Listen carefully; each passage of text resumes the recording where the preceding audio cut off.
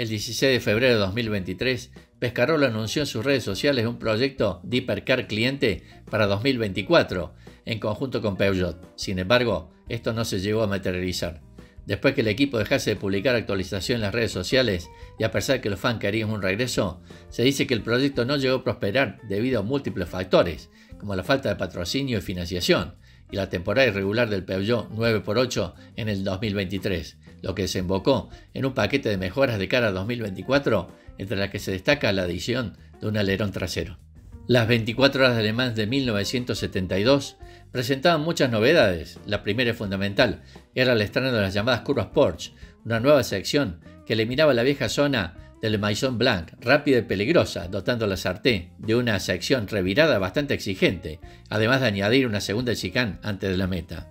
La otra era que se celebrarían bajo la nueva normativa de motores de hasta 3 litros, que por fin había entrado en vigor tras el primer intento en 1968, cuando marcas como Porsche o Ferrari encontraron la posibilidad de crear auténticos prototipos con motores de 5 litros, con la excusa de fabricar un número mínimo de unidades. Así nacieron el 917 y el 512, quebrando el espíritu pretendido. Esta vez la normativa se estableció de forma clara y solo se permitían esos motores de hasta 3 litros o grupo 5, dando el adiós definitivo al grupo 6. La FIA también pretendía con ello abaratar costes y que los prototipos de resistencia pudieran contar con los motores de Fórmula 1, como el magnífico Cosworth DFV. Porsche había dejado la competición, pero Ferrari sí que había creado un nuevo prototipo, el 312 PB, que había arrasado en el Mundial de Marcas hasta el punto de haber logrado antes de Le Mans el título. Había ganado todo y de hecho en marzo, en los entrenos previos, el Ferrari se había mostrado como el más rápido. La batalla entre dos motores V12, el italiano y el de Matra, se presentaba como la gran batalla para junio. Pero una semana antes, Enzo Ferrari declaró forfait y retiró su participación. Había muchos motivos. El oficial, que ya tenían un título ganado, pero también argumentaban que sus motores no estaban listos para resistir 24 horas. Junto a ellos, mientras Ferrari se había centrado en el campeonato y creado un auto específicamente para él, Matra había dejado de lado el certamen para poner su foco en Le Mans, donde quería lograr la victoria. Era cierto que Matra y sus 3 MS670, motor V12 capado a 450 caballos, y su MS660C eran los favoritos. Pero los Alfa Romeo T33-3, si bien no eran tan competitivos, no estaban tan lejos y podían ser un incordio. Así que Matra era la gran favorita. Al equipo había sido llamado Henry Pescarolo, que está bastante molesto con la marca tras haberlo sacado del programa de Fórmula 1, tras un magnífico debut en el año 1970, podio incluido en Mónaco. Pero 2 años después, Matra quería contar con él en uno de los MS670. Duró, pero sabía que era una gran oportunidad. El otro mazazo llegó cuando le dijeron que su compañero de equipo sería Graham Hill. Para el joven francés era inaceptable. Me sorprendió mucho cuando me dijeron que conduciría con Graham Hill. Al principio dije no lo quiero. Me preocupaba cómo afrontaría las condiciones, los peligros. Le Mans es muy diferente de la Fórmula 1. Es una carrera rutera, la carrera más peligrosa en ese momento. Les dije, ¿qué pasa si está lloviendo por la noche o hay niebla por la mañana? ¿Crees que estará preparado para correr riesgos?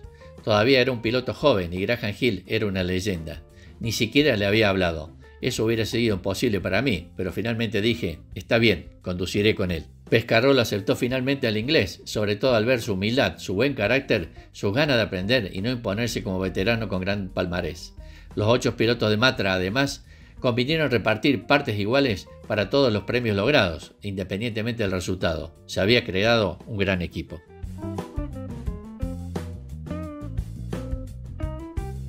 Cuando el presidente de la República, Georges Pompidou, dio el banderazo de salida a las 4 de la tarde de aquel 10 de junio, 3 Matras salían en primera posición, tomando el liderato el número 15, pilotado por Pescarolo. Pero lo que comenzó de forma placentera para los franceses, pronto empezó a torcerse. En la segunda vuelta, el Matra número 12, pilotado por Jean-Pierre Beltoise, apareció saliendo en la chicane Ford muy lento. Su motor se acababa de romper, provocando el primer abandono de la carrera y el pánico en el equipo francés, que se vio multiplicado cuando el Lola de Joe Bonnier tomó el liderato en la tercera vuelta. Quizás se había dado por descontada la victoria. Más grave aún, pocas vueltas después, el segundo Lola se colocaba como nuevo líder delante de Bonnier. La lluvia había hecho acto de presencia, con ráfagas cortas pero intensas a las que sucedía el sol. Matra estaba cómodo en el liderato y más cuando al atardecer el Lola con Joe Bonnier al volante reventó un neumático en la larga recta. Como respuesta, durante la noche, Gilles Villeneuve se subió al Lola y marcó la vuelta rápida de carrera. Pero fue en la noche, con lluvia, cuando Graham Hill aprovechó para dar un giro en los acontecimientos y colocarse en la posición de ganar la carrera. Porque el líder era el Matra de Severt Ganley, pero Graham Hill demostró saber manejarse con la oscuridad y se puso líder. Para Henry Pescarolo fue un momento clave. Cuando miré sus tiempos por vuelta durante la noche y bajo la lluvia pensé, está bien, ahora puedo dormir. Su velocidad en la noche fue una de las razones por la que ganamos. Y es que Matra no habían permitido tomar riesgo, pero con el relativo caos de la lluvia, Hill aprovechó la ocasión. De modo que cuando llegaban los primeros rayos de sol, ambos Matras se intercambiarían el liderato según pasara por boxes uno u otro, ambos en la misma vuelta. Por detrás, en octavo lugar, a 15 vueltas del líder, rodaba el Lola T280 número 8 con Joe Bonnier al volante. Rápido, decidido a remontar al menos hasta el podio. Un par de horas después arreció la lluvia. El Matra de Jody Ganley rodaba despacio por la recta cuando el Chevrolet Corvette C3, el número 29, con la francesa Marie-Claude Charmasson al volante, impactó en la trasera del prototipo causando serios daños. El Matra llegó a boxes, pero la carrera estaba perdida. Graham Hill y Henry Pescarolo estaban en el liderato y la lluvia seguía arreciando mientras sus compañeros de equipo tenían que pasar varias veces por los boxes. Solo habría que asegurar la victoria, la primera para un auto francés desde el Talbot Lago T26 de los franceses Jean-Louis y Louis Rossier en el año 1950. Henry Pescarolo al volante recibió la bandera a cuadros y todo el júbilo posterior, incluso la recepción de todo el equipo Matra en el liceo incluida. Recordaremos quizás el peor momento de su vida. El MS-640 despega en la regularidad que se forma por el cruce de las dos carreteras. Pescarolo pisa el freno. Las cuatro ruedas del Matra se frenan y con ello el motor se para. El Matra vuela en silencio a más de 260 km por hora, a la altura de las copas de los árboles. Son las 10:40 de la mañana y Pescarolo vuela. Su instinto le hizo pisar el freno y en el aire incluso gira el volante cuando el auto se inclina. El MS-640 cae, rebota y descontrolado golpea un poste eléctrico y luego un árbol.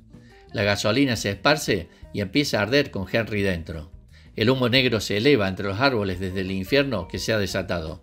Pescarolo empieza a sentir el calor que le hace recobrar la conciencia completamente. Se desata y logra salir de los restos del Matras. Pero empapado en gasolina sigue ardiendo, grita y se tira a Roule Cotré, el arroyo que en parte le ayuda a salvar la vida. La otra parte la pone un espectador que, tras haberse enterado del corte de la carretera y las pruebas del equipo, había acudido a presenciarla. Con su chaqueta envuelve a Pescarolo, que sufre quemaduras en la cara, brazos, abdomen, piernas y 2 vértebras fracturadas. Aquel héroe anónimo le salvó la vida. También que las carreteras y caminos se fueran dibujando desde tiempos inmemorables a la par de los ríos, riachuelos y arroyos. El accidente mantuvo a Pescarolo fuera de los circuitos hasta bien entrada la temporada. De hecho, volvió en la Fórmula 2, con la que ganó la categoría en Nürburgring en agosto. Aquel año 1969, Jack Stewart ganó el título para Matra. De no haber sido por aquel terrible accidente, Pescarolo podría haber acompañado al astro escocés en su camino al primer entorchado. Quizás su historia en la Fórmula 1 habría sido muy distinta. Nos queda destacar su extenso legado. En Fórmula 1 corrió para los equipos Matra, March, Williams, BRM y BS.